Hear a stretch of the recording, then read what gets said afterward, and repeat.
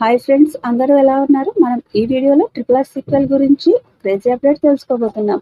మరి లేట్ చేయకుండా వీడియోలోకి వెళ్ళిపోదామా? ఇప్పుడు ట్రిపుల్ ఆర్ సీక్వెల్ కోసం ప్రపంచం అంతా ఎదురు చూస్తుంది. గతంలోనే ఈ సీక్వెల్ పై స్పందించారు చెప్తున్నా. తాజాగా మరోసారి ట్రిపుల్ ఆర్ సీక్వెల్ పై ఆసక్తికర కామెంట్స్ చేశారు. అంతర్జాతీయ వేదికపై డైరెక్టర్ రాజమౌళి రూపొందించిన ట్రిపుల్ ఆర్ సత్తా చాటింది. ప్రపంచ దేశాల సినీ ప్రియులను మెప్పిస్తూ విశ్వ వేదికపై ఎన్నో అవార్డ్స్ అందుకుంది.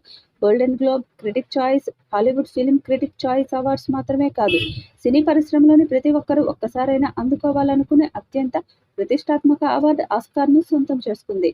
ఈ చిత్రంలోని Naatu Naatu song best original song కేటగిరీలో అకాడమీ అవార్డు అందుకున్న సంగతి తెలిసిందే. లాస్ ఏంజల్స్ వేదికగా జరిగిన 95వ ఆస్కార్ అవార్డ్స్ వేడుకలలో మ్యూజిక్ డైరెక్టర్ ఎంఎం కీరవాణి, గేయ రచయిత చంద్రబోస్ ఈ అవార్డ్స్ అందుకున్నారు. దీంతో ఇప్పుడు ట్రిపుల్ ఆర్ సీక్వెల్ కోసం ప్రపంచమంతా ఎదురు చూస్తుంది. గతంలోనే ఈ సీక్వెల్ పై స్పందించారు జక్కన్న.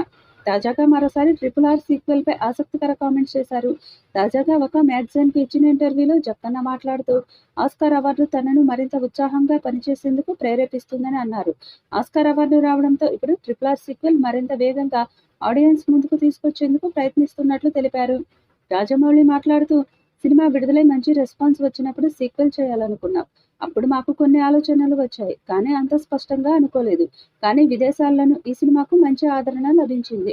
దీంతో నేను, మా నాన్న, మా కజిన్ ఎంఎం కీరవాణితో మరోసారి చర్చించినప్పుడు నాకు ఓ అద్భుతమైన ఆలోచన వచ్చింది. దీంతో వెంటనే మా నాన్న స్క్రిప్ట్ రాయడం ప్రారంభించారు. స్క్రిప్ట్ పూర్తయ్యే వరకు ఈ సినిమాను ముందుకు తీసుకెళ్లలేము, కానీ వీలైనంత తొందరగా సీక్వెల్ పూర్తి చేస్తామంటూ చెప్పుకొచ్చారు.